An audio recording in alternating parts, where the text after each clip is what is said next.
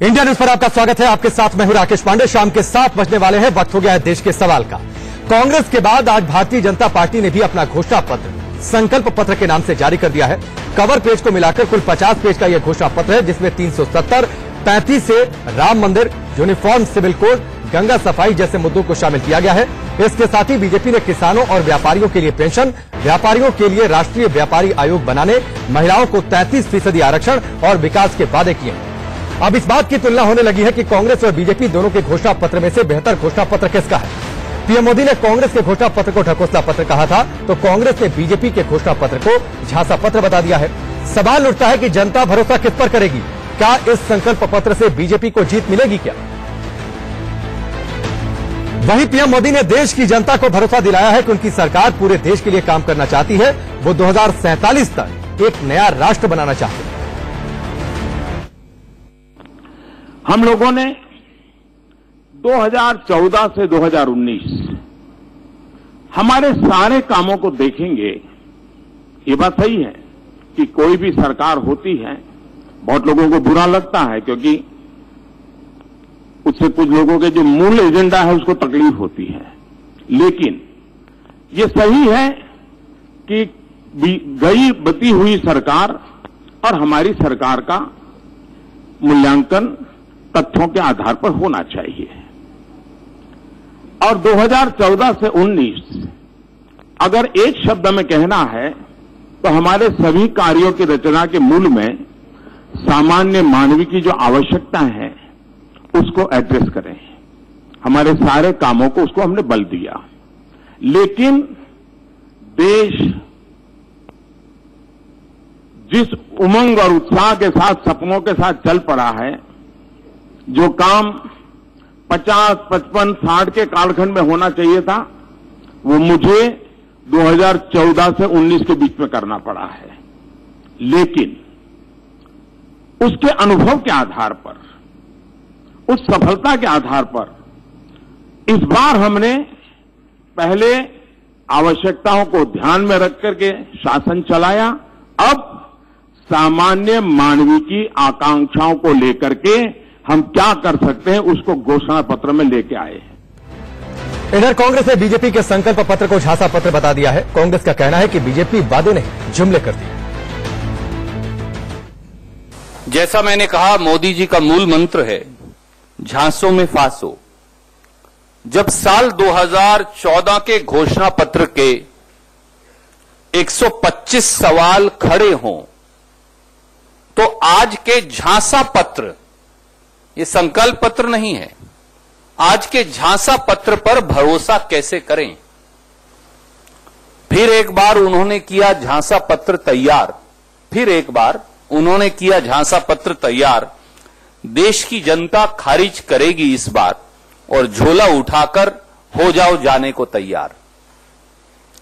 मोदी सरकार ने देश के विश्वास में विष घोल दिया है। देश को आज सरकार पर भरोसा करना भारी पड़ रहा है। और चलिए आगे बढ़ते हैं। देश का सवाल में आज के बहस की शुरुआत करें, लेकिन उससे पहले आपका परिचय आज के मेहमानों से करवा दें। हमारे साथ श्वेता शालिनी जी हैं, भारतीय जनता पार्टी की प्रवक्ता। आलोक शर्मा जी हैं, कांग्रेस पार्टी की ओर से। कुंवर हरिवंश सिंह हमारे साथ स्टूडियो में हैं, अपना दल के सांसद हैं। सैयद अफजल अब्बास साहब हमारे साथ जुड़ेंगे बाद में, जेडीयू के प्रवक्ता। विजय कौशिक जी हैं, पॉलिटिकल एनालिस्ट के तौर पर। और अजित मंडोला जी हैं, हमारे पॉलिटिकल एडिटर।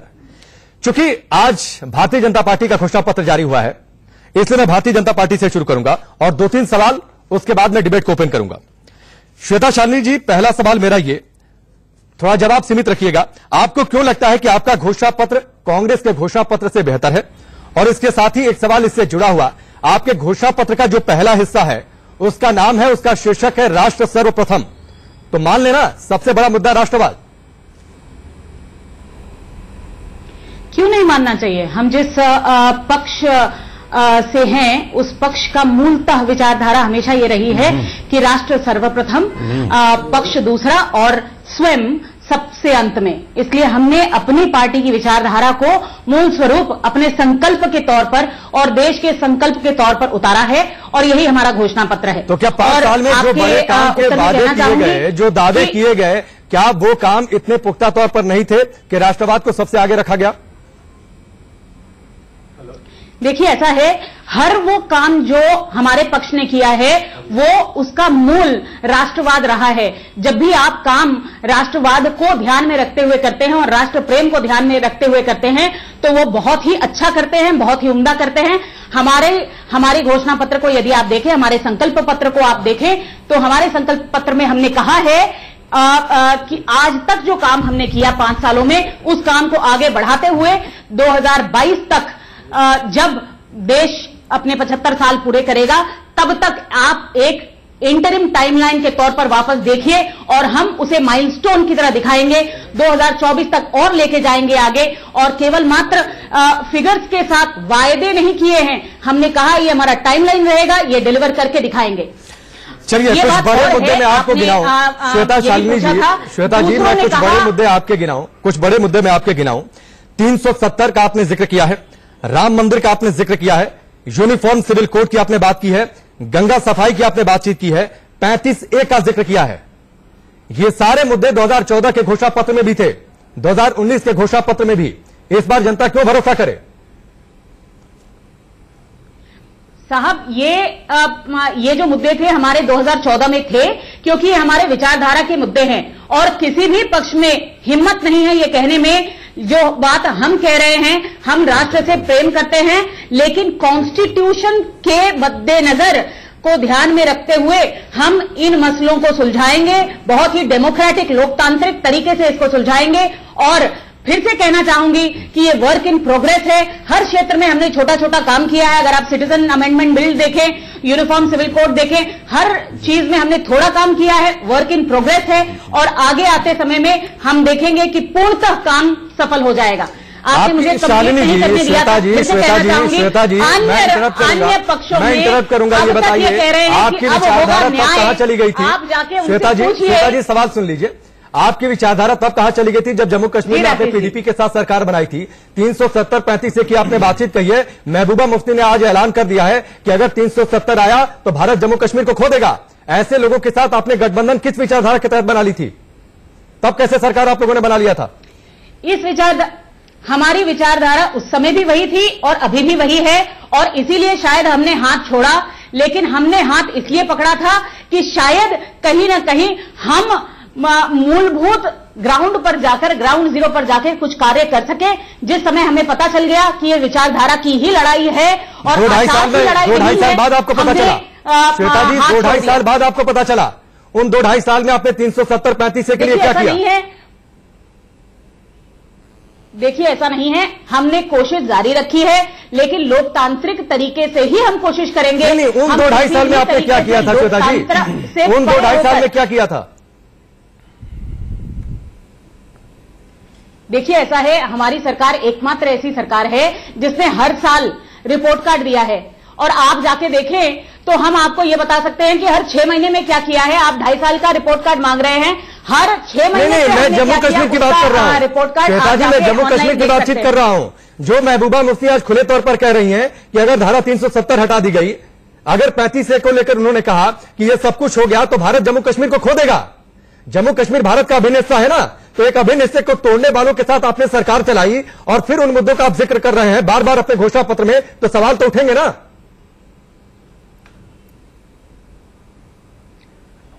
फिर से वही बात दोहराना चाहती हूं और फिर से आपको वही बात बताना चाहती हूं कि उस समय भी ये हमारी मूलभूत विचारधारा का प्रश्न है। हम वर्क इन प्रोग्रेस में उस समय भी इस पे डटे थे, अभी भी डटे हैं, लेकिन लोकतंत्र से परे हटकर हम कोई कार्य नहीं करेंगे। ठीक है, ठीक है। एक सवाल और, फिर मैं डिबेट को ओपन करूंगा और आलोक जी के पास में जाऊंगा। एक सवाल और आप ले लीजिए। लोक लुभावन वादे जब कांग्रेस के घोषणा पत्र में हुए तो आपने हमला बोला। लोक लुभावन वादे तो आपके घोषणा पत्र में भी हुए, मंदिर की आपने बातचीत की, छोटे किसानों को पेंशन की आपने बात कही है, दुकानदारों को पेंशन की आपने बातचीत कही है। तो क्या कांग्रेस ने जो न्याय का ऐलान किया था, जो चुनावी वादा किया, उससे डरकर आप लोगों ने यह ऐलान किया? जी बिल्कुल नहीं, हमें डरने की आवश्यकता नहीं है। डरे वो लोग जो कह रहे हैं कि अब होगा न्याय। पिछले 60 सालों से देश पर राज करने वाले लोग अब कम से कम ये बात मान रहे हैं कि अब तक उन्होंने केवल मात्र अन्याय किया और अब न्याय की शुरुआत करेंगे। और उनके लिए न्याय केवल मात्र सब्सिडी देना है, फ्री लंचेस देना है, जो हमारे लिए नहीं है। एक बहुत ही सोचे समझे और खासकर लगभग 6 करोड़ लोगों से बातचीत करके जब हमें ज्ञान हुआ कि 60 साल के ऊपर के किसानों को पेंशन की जरूरत है, तो हमने इसे अपने संकल्प पत्र में डाला है। ठीक है श्वेता जी, अब मैं आगे बढ़ूं, फिर मैं आपके पास लौट कर आऊंगा, आपके पास फिर मैं लौट कर आऊंगा। सारे मेहमानों से पहले एक एक सवाल, उसके बाद डिबेट को ओपन करेंगे। आलोक जी, जो कुछ श्वेता जी ने कही उनका जवाब सीमित में, और उसके साथ ही एक सवाल मेरा ऐड कर लीजिए। आप लोगों की पार्टी की ओर से यह कहा गया है कि बीजेपी का घोषणा पत्र झांसा पत्र है, तो आपका घोषणा पत्र क्या था फिर? सबसे बड़ा वादा जो आपका है 72,000 रुपए का, गरीबी हटाने का, सन 71 से गरीबी हटाई जा रही है, क्या यह झांसा नहीं है?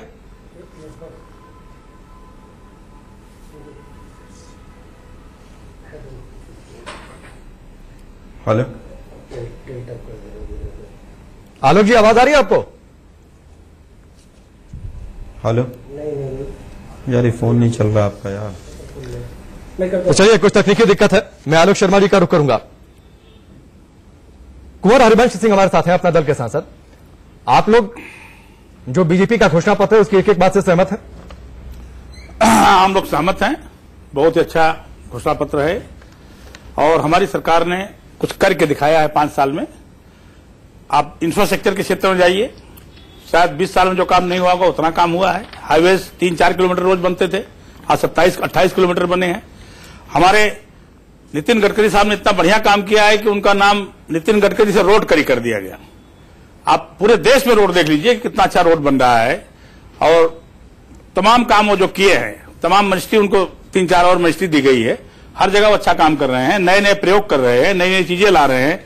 इनलैंड वाटर ट्रांसपोर्ट चालू कर दिया। सरकार इतना अच्छा काम कर रही तो बीच में आप लोगों की नाराजगी इतनी क्यों हो गई थी? किसकी? आपके दल की। कोई नाराजगी नहीं है, सब साथ में है। अब साथ में है ना? परिवार में थोड़ा हो जाता है आगे पीछे, तो ठीक है। कोई रूट मतलब जाता है तो सहूलियत के मनाया जाता हिसाब है से। उसको, कोई रूट जाता है तो मनाया भी जाता है। मान मनोबल हो गया, सारी बात हो गई। कुछ ठीक है। नाराजियां थी, स्टेट गवर्नमेंट से कुछ काम नहीं हो रहे तो हो गया, सब ठीक हो गया, कोई दिक्कत नहीं उसमें। मतलब सहूलियत के हिसाब से। चलिए ठीक है, आलोक शर्मा जी हमारे साथ एक बार फिर से जुड़ चुके हैं। आलोक जी, श्वेता जी की बात मैं उम्मीद करता हूं आपने सुनी होंगी सारी बातें, उनका जवाब, जो बातें उन्होंने कही उस पर आपकी टिप्पणी, और आप लोगों की ओर से कहा गया है कि बीजेपी का घोषणा पत्र झांसा पत्र है, तो आपका घोषणा पत्र क्या था? सबसे बड़ा वादा आपका 72,000 रुपए हर साल, साल 71 से गरीबी हटा रहे हैं, ये झांसा नहीं है? देखिए, मैं समझता हूं, जरूर मैं समझता हूं, मैं समझता हूं कि सबसे पहले तो जो आज का इनका संकल्प पत्र आया है ये मैं से शुरू हुआ है और मैं पर ही समाप्त हो गया है। तो सबसे बड़ा फर्क तो दोनों में यही है कि हमारा घोषणा पत्र जो है वो जनता से शुरू हुआ है और जनता तक ही पूरा गया है, जबकि इनके घोषणा पत्र में आडवाणी साहब तक को गायब कर दिया गया है। तो एक जिस तरह से अहंकारी शासक जो है अपना पूरा घोषणा पत्र प्रस्तुत करता है वो मैं से शुरू होता है, मैं पर खत्म होता है, इसलिए झांसा पत्र है। दूसरी चीज, इसमें जनता से कहीं पर कोई वास्ता नहीं है। देश की जनता से आज इनको एक माफीनामा मानना चाहिए था, माफी पत्र लाना चाहिए था इनको। आज 125 सवाल कांग्रेस ने खड़े किए हैं, किसी का कोई जवाब नहीं है। हम पूछना चाहते हैं कि आज के तमाम भाषण में कहीं पर भी स्मार्ट सिटी का जिक्र नहीं है, इनके उसमें रोजगार की क्या हालत है उसका नहीं पता, कोई नोटबंदी पर वोट नहीं मांग रहा। सारे भाषणों में अच्छे दिन, एक ने नहीं कहा कि अच्छे दिन आ गए। किसी पत्रकार से सवाल नहीं लिया गया। 2 करोड़ रोजगार का वायदा करने वाले लोग अपने घर चले गए। 15 लाख की कोई बात नहीं है। 80 लाख करोड़ रुपया जो काला धन आना था वो कहां है? हम कह रहे हैं कि 125 सवाल कांग्रेस पार्टी ने उठाए, उनका एक का जवाब नहीं दिया। आज तमाम वही चीजें आपने उठा दी। अभी आपने धारा 370 की बात की मुझसे पूर्व। 80 लाख करोड़ रुपया जो काला धन आना था वो कहां है? हम कह रहे हैं कि 125 सवाल कांग्रेस पार्टी ने उठाए, उनका एक का जवाब नहीं दिया। आज तमाम वही चीजें आपने उठा दी। अभी आपने धारा 370 की बात की मुझसे पूर्ववर्ती, जो मेरी बहन बोल रही थी, मेरे पास सामने टीवी नहीं है आज, वो कह रहे हैं हमारा तो एजेंडा ये रहा है। अरे भाई, आपका एजेंडा तो जब पीडीपी के साथ सरकार बनाई तो जब उस समय पर कॉमन मिनिमम प्रोग्राम बना वो तो 10 दिन के बाद ही बन गया था। उसमें स्पष्ट तौर पर लिखा गया कि किस तरह से धारा 370 को और मजबूत करेंगे। था कि नहीं? 2016 के अंदर सुप्रीम कोर्ट में 35A को लेकर केस लगा। उसके अंदर 16 जुलाई 2016 को भारत सरकार की तरफ से कहा गया we have nothing to do with 35A। तो आपकी जो दोगली नीति है, इसलिए हम कह रहे हैं कि झांसा पत्र है ये। जहां तक बात आपने गरीबी वाले सवाल की उठाई है, मैं इसमें एक चीज और ऐड कर देता हूं। कह रहे हैं कि महबूबा जी का हमें 3 साल के बाद पता चला।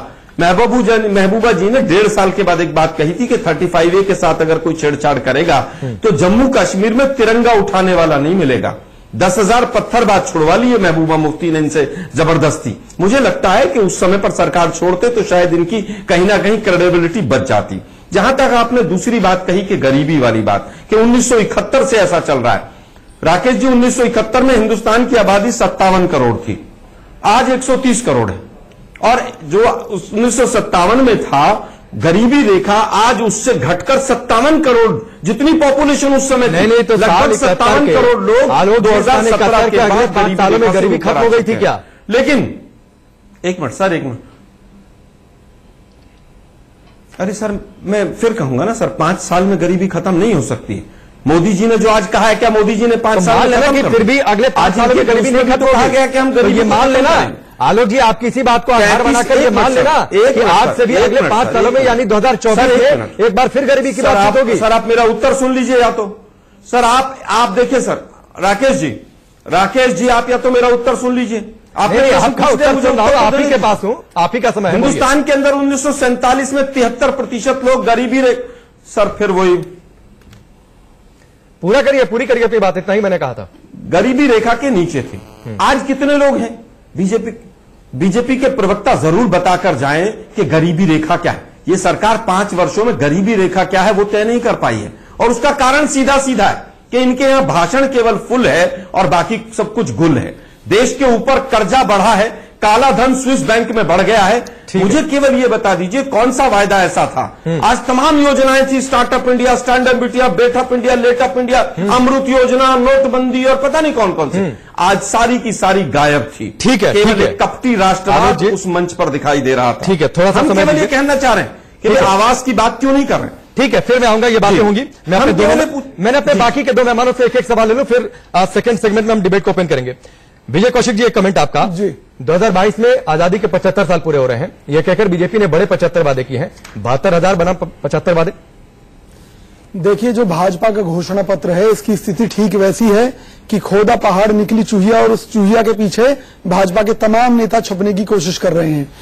और मैं ये मानता हूं माननीय नरेंद्र मोदी जी या भाजपा के जो भी नेता हैं, इनकी स्थिति ठीक वैसी है जैसे नीम हकीम खतरा ए जान।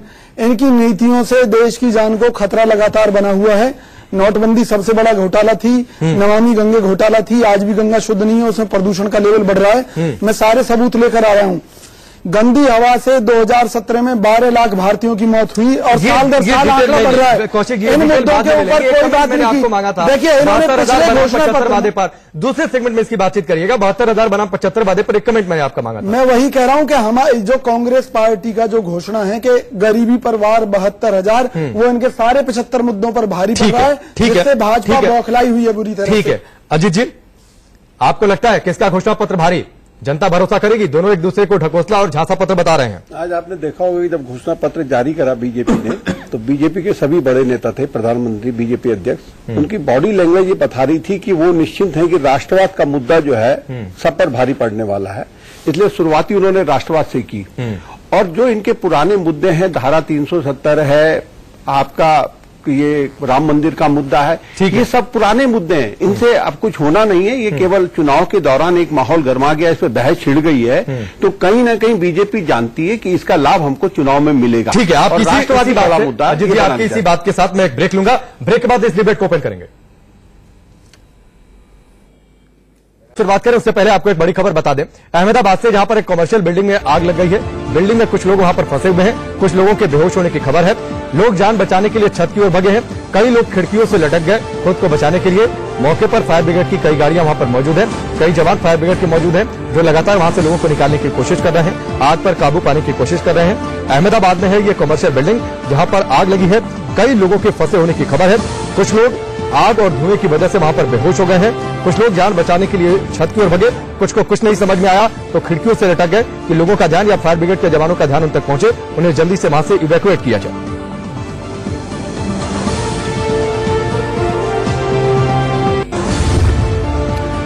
और चलिए आगे बढ़ते हैं, लेकिन उससे पहले आप सुनिए जेडीयू के केसी त्यागी ने क्या कुछ कहा है, उसके बाद आगे बढ़ते हैं। राम जन्मभूमि, बाबरी मस्जिद, आर्टिकल 370 और 35A और यूनिफॉर्म सिविल कोड पर जनता दल यू की भारतीय जनता पार्टी से भिन्न राय है और इसकी जानकारी भारतीय जनता पार्टी को है।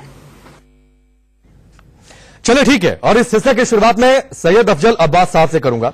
जेडीयू के प्रवक्ता है, हमारे साथ जुड़ चुके हैं। बीजेपी के घोषणा पत्र के इन वादों पर आप सहमत नहीं है, सरकार एनडीए की बनेगी, मतलब ये वादे पीछे छूट जाएंगे ना?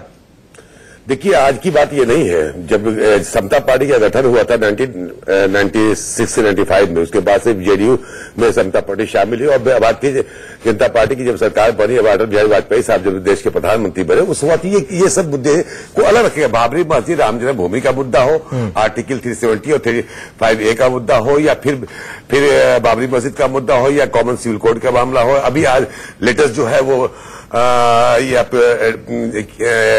एनआरसी का मामला हो, चाहे जितने मुद्दे, इन मुद्दे को हम लोगों ने पहले ही अलग कर रखा था। हमारा इससे कोई लेना देना नहीं है।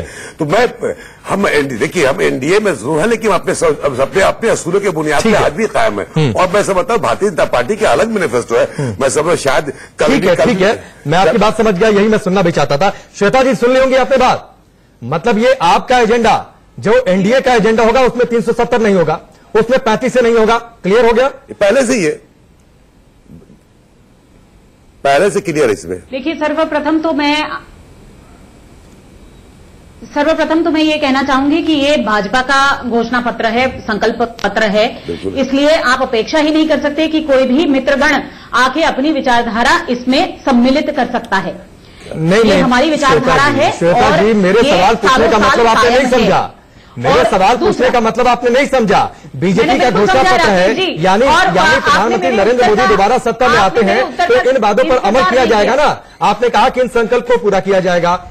जेडीयू ने इससे असहमति जताई है। जेडीयू एनडीए का हिस्सा है और मेरा ये विश्वास है, सुन लीजिए, बातचीत सुन लीजिए ना, बात पूरा सवाल सुन लीजिए, सवाल के मतलब को समझ लीजिए, फिर जवाब दीजिए तो सहूलियत होगी आपको। ठीक है, संकल्प पूरा किया जाएगा, इस बात का दावा और मेरा विश्वास है। जो कि प्रधानमंत्री नरेंद्र मोदी, अमित शाह लगातार ये कहते हैं कि पिछली बार बीजेपी को भी बहुमत मिला था, लेकिन सरकार एनडीए की बनी थी। इस बार भी अगर बीजेपी को बहुमत मिलता है, मेरी शुभकामनाएं आपके साथ हैं, तो सरकार आप एनडीए की बनाएंगे। मतलब एनडीए का एजेंडा अलग होगा, एनडीए के एजेंडे में ये बातें नहीं होंगी। देखिए, मैं इसी बात का उत्तर दे रही थी, लेकिन आपने बोलने का मौका नहीं दिया।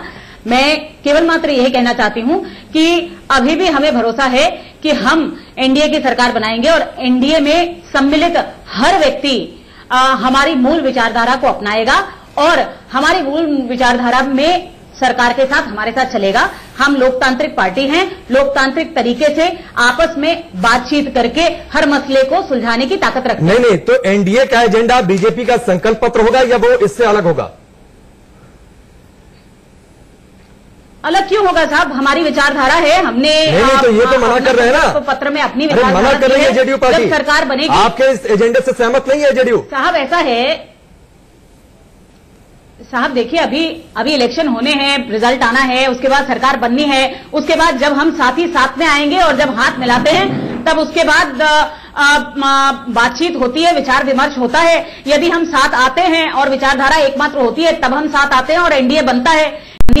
उसके बाद जब हम साथ ही साथ में आएंगे और जब हाथ मिलाते हैं तब उसके बाद बातचीत होती है, विचार विमर्श होता है। यदि हम साथ आते हैं और विचारधारा एकमात्र होती है तब हम साथ आते हैं और एनडीए बनता है। इसी प्रकार से हमने मुफ्ती साहब के साथ हाथ मिलाया था, हमारी विचारधारा मिली थी। महबूबा जी आई, हमारी विचारधारा नहीं मिली, हमने हाथ। एक छोटा सा सवाल तो मैं आलोक जी का सीधे रुख करूंगा। एक छोटा सा सवाल, आप लोगों ने इतने काम किए हैं, लगातार आप गिनाती रही हैं कि ये काम किए हैं, फिर आप लोग ध्रुवीकरण पर क्यों चले जाते हैं? मुख्यमंत्री योगी आदित्यनाथ ने मुस्लिम लीग को वायरस बोल दिया था, यानी राष्ट्रवाद, ध्रुवीकरण, ये सब आगे रहेंगे। काम क्या है वो आप नहीं गिनाएंगे, जो कि आलोक शर्मा आरोप लगा रहे थे कि आप नौकरी की बातचीत नहीं कर रहे हैं इस बार के घोषणा पत्र में, आप नोटबंदी का जिक्र नहीं कर रहे हैं, आप कालाधन का जिक्र नहीं कर रहे हैं। देखिए, ऐसा है, कांग्रेस की आदत हो गई है पीछे की तरफ देखते हुए आगे बढ़ने की, और आगे तो बढ़ते नहीं है क्योंकि आगे उनका परिवार खड़ा है, इसलिए उनको हर चीज और मेरा परिवार ही दिखता है। अब ये समझने की जरूरत है और आलोक जी को भी खासकर ये समझने की जरूरत है कि यदि वो संकल्प पत्र को ध्यान से पढ़े तो हर वो चीज जिसकी मूलभूत हमने वादे किए थे, जो हमारा मूलभूत विचारधारा है उसको हमने कायम रखा है। यदि हम कह रहे हैं कि बिजलीकरण होगा और हर घर में बिजली पहुंचेगी, यदि हम कह रहे थे पहले कि हर व्यक्ति को पक्का मकान मिलेगा, तो हम अभी भी वही बात कह रहे हैं। ठीक है, आप जवाब दे लीजिए श्वेता जी, जवाब दे लीजिए श्वेता जी, जवाब दे लीजिए आलोक जी इनकी बात का जवाब। श्वेता जी हमने काम इतने गिनाए हैं। ठीक है श्वेता जी, एक मिनट, आलोक जी इनकी बात का जवाब। हमने आप लोग आपने तमाम आरोप तो लगाए, आपने भी तो ये नहीं बताया कि 72,000 जो आप देंगे सालाना वो आएंगे कहां से? मिडिल क्लास पर टैक्सेस का बोझ पड़ेगा, सैम पित्रोदा ये पहले कह चुके हैं। देखिए मैं समझता हूं देखिए मैं समझता हूं कि जिस समय पर प्रेस कॉन्फ्रेंस हुई उसमें क्लियरली बताया गया कि ना कोई टैक्स बढ़ेगा ना कोई सब्सिडी होगी। सैम पित्रोदा ने गलत बोला। का जो ग्रोथ रेट है हिंदुस्तान का वो लगभग 12% का हर वर्ष का है कि 2 लाख। एक मिनट सर, सैम पित्रोदा जी ने क्या कहा मैं उस पर नहीं जाना चाहता, चिदम्बरम जी ने भी कहा, राहुल जी ने जो कहा उस पर रहेंगे हम। नहीं आलोक जी, मैं इंटरप्ट करूंगा माफी के साथ। मैं क्यों सैम पित्रोदा का जिक्र कर रहा हूं? तब तो आप पैसा वहां से आ जाएगा। मुद्दे की बात यह है, आप जब बात कर रहे हैं तब आप राहुल जी की बात कर रहे हैं। अरे सर या तो उत्तर मेरा ले लीजिए। नहीं आलोक जी डिबेट को ओपन किया है, कोई क्रॉस कर सकता है और मुझे भी ठीक लगेगा तो मैं क्रॉस करूंगा। आपको भी किसी की बात गलत लगेगी तो आप क्रॉस करेंगे, लेकिन सैम पित्रोदा के बयान को हल्के में नहीं ले सकते ना। वो आपकी घोषणा पत्र जो मैनिफेस्टो बनाया उसकी समिति में है ना, वो ये बता दीजिए। तो कुछ उन्होंने सोचा होगा ना फिर। नहीं देखिए मैं समझता हूं जो चिदम्बरम साहब ने कहा, जो राहुल गांधी जी ने कहा, मैं उस पर खड़ा हूं। जहां तक बात टैक्सेस की है बहुत क्लियरली कह दिया गया, ना कोई टैक्स बढ़ेगा ना सब्सिडी बढ़ेगी। लेकिन जो लोग आज सवाल पूछ रहे हैं हम उनसे पूछना चाहते हैं, मोदी जी ने कहा था विकास के नाम पर कड़वी दवा लेनी पड़ेगी, उन्होंने 17 बार एक्साइज ड्यूटी बढ़ाई, उसका जनता को क्या फायदा हुआ जरा इस बात की बता दीजिए। आज हालत यह है कि आज आप वही तमाम बातें कर रहे हैं। आप कह रहे हैं 60 साल के बाद पेंशन देंगे, कितनी पेंशन देंगे भाई? आप किसान को पेंशन की बात कर रहे हैं, छोटे व्यापारी को पेंशन की बात कर रहे हैं, जो रिक्शा चला रहा है बेचारा उसने क्या कसूर किया है, जो ऑटो रिक्शा चला रहा है उसने क्या कसूर किया है, और कितनी पेंशन देंगे जरा वो क्लैरिफाई कर दीजिए। आप वो भी नहीं कर रहे हैं। उसके बाद आपने जिस तरह से कहा कि हम नदियों की बात आज फिर आपने की, पिछले घोषणा पत्र में भी था कि नदियों को जोड़ेंगे, कितनी नदियों को आपने जोड़ा है जरा बता दीजिए हमें। आज आपने कहा 33% रिजर्वेशन करेंगे हम महिलाओं के लिए। हमारी महिला मित्र बैठी हैं जो यहां पर बीजेपी से आई हैं, मैं उनसे पूछना चाहता हूं कि भाई लोकसभा में आपकी फुल मेजोरिटी थी, राज्यसभा में हमने महिला आरक्षण बिल पास करके दे दिया था, फिर 5 साल आपने निकाल दिए। ठीक है, उसके बाद आज आप फिर दोबारा जवाब दे लीजिए आलोक जी, जवाब दे लीजिए, फिर बाकी मेहमानों को हम तो केवल ये पूछना चाहते हैं। ठीक है आपने पूछ लिया, श्वेता जी जल्दी से जवाब दीजिए, पिन पॉइंटेड उत्तर दें हमें। हाँ ठीक है श्वेता जी 30 सेकंड आपके पास, जल्दी से जवाब दीजिए। पिन पॉइंटेड उत्तर देती हूँ आलोक जी, 3 पिन पॉइंटेड उत्तर देती हूँ। पहली चीज उन्होंने जॉब्स के बारे में बात की, और यदि महिला आरक्षण बिल पास क्यों नहीं हुआ लोकसभा में? पत्र 6 करोड़ लोगों से बातचीत करके उनके भारत के मन की बात सुनकर बनाया गया है, ना कि एक एसी कमरे में चंद कंसल्टेंट्स और आईवी लीग के मैनेजमेंट लोगों के साथ। वो ठीक है, उससे बात करने से 6 की जगह 12 करोड़ से कर लेते हैं, क्या उससे रोजगार मिल जाएगा? 12 करोड़ लोगों से बात करके इन्वेस्टमेंट करेंगे तो ये जॉब नहीं। आप मुझे बताइए, आप कह रहे हैं 6 करोड़ से बात की, तो पहली बात तो आंकड़ा ही गलत है, लेकिन मैं इस पर नहीं जाना चाहता हूं। कितना और पैसा डालेंगे? मुझे केवल ये बताइए 18 करोड़ मुद्रा लोन आपने कौन से बैंक से दिए? कि एक जॉब सर्विस सैलरीड इंडिया आज, अरे भाई मुझे केवल ये बताइए 18 करोड़ मुद्रा लोन आपने किसको दिया? हिंदुस्तान में 25 करोड़ परिवार है, आपने 18 करोड़ मुद्रा लोन दे दिए। चाहता है, इसलिए हम कह रहे हैं राकेश जी के ये झांसा पत्र है।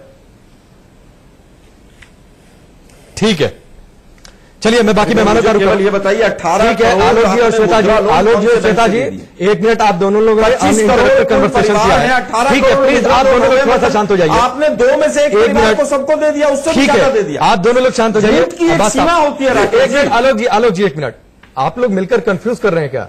वो कह रही है कि बीजेपी का संकल्प पत्र एनडीए का होगा, आप कुछ मुद्दों पर असहमति जता रहे हैं, क्या है ये? देखिए मैंने पहले ही कहा कि जब वाजपेयी जी की गवर्नमेंट थी उस वक्त भी हमारा ये मुद्दा बीजेपी से डिफर किया था और तभी तो कॉमन मीडियम प्रोग्राम बना और ये सारी चीजों को हटा दिया गया था। आज ये मैनिफेस्टो में है। मैं समझता हूं कि बहुत बड़ा इशू एनडीए के लिए नहीं है। अगर सरकार बनती है, बीजेपी के लिए इशू है ना? नहीं मैं बता, देखिए एनडीए सरकार बनेगी, एनडीए की जो भी पार्टनर है तो जो इस पे कॉमन मीडियम प्रोग्राम बनना चाहिए, बनेगा मैं समझता हूं।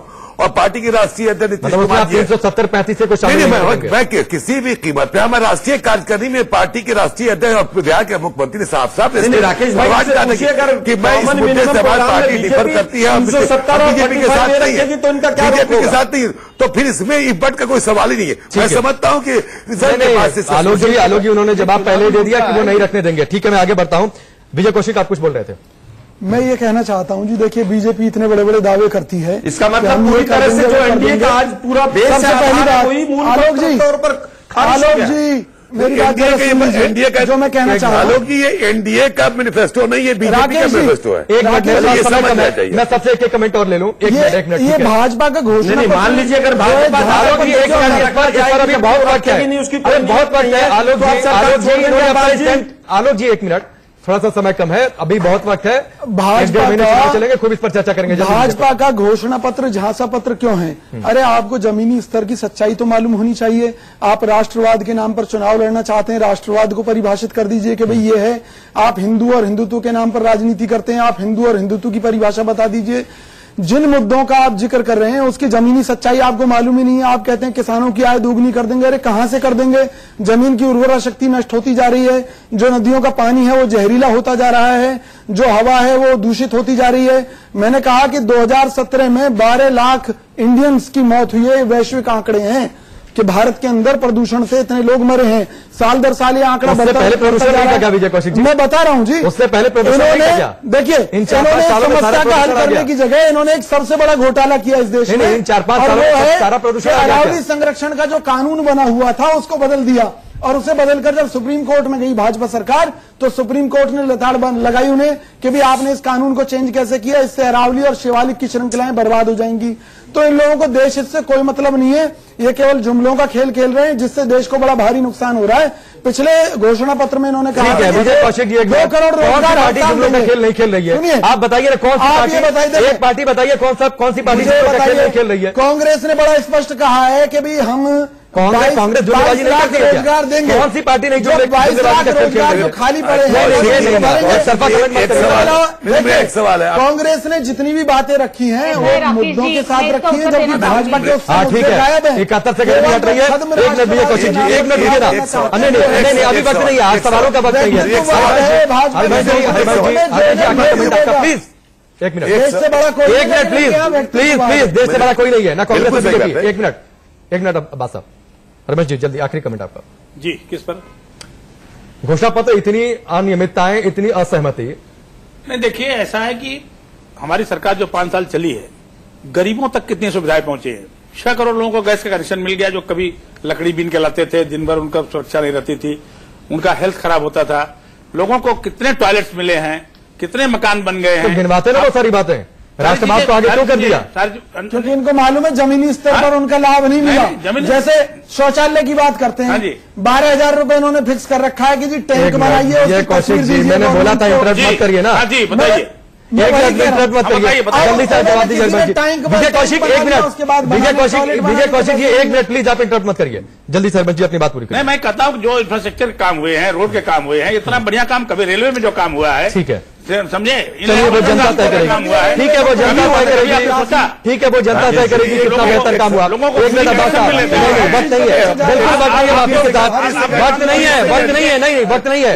अजीत मंडला जी 10 सेकंड में आपका कंक्लूसिव कमेंट, वक्त नहीं है। देखिए राकेश जी, बीजेपी जो चाहती थी वो हो गया है। बीजेपी चाहती थी कि 370 के मामले में एक चर्चा शुरू हो, क्योंकि ये केवल चुनावी मुद्दा है, इसको इतनी जल्दी इतनी आसानी से नहीं लाई जा सकता। और विपक्ष उस झांसे में फंस गया है, मतलब और विपक्ष अब यही सवाल उठाएगा, इसमें बहस करेगा। बीजेपी यही चाहती है और इससे वोटों का जो लाभ बीजेपी लेना चाहती है वो उसे मिलेगा। मतलब ठीक है, चलिए आप सबका वक्त नहीं है, आप सबका हमसे जुड़ने के लिए बातचीत के लिए बहुत बहुत शुक्रिया। चुनावी वादे और इन वादों का जिक्र अभी पूरे अभी चुनावों के दौरान होगा, इस पर हम आगे चर्चा भी करते रहेंगे। आज के लिए बस इतना है।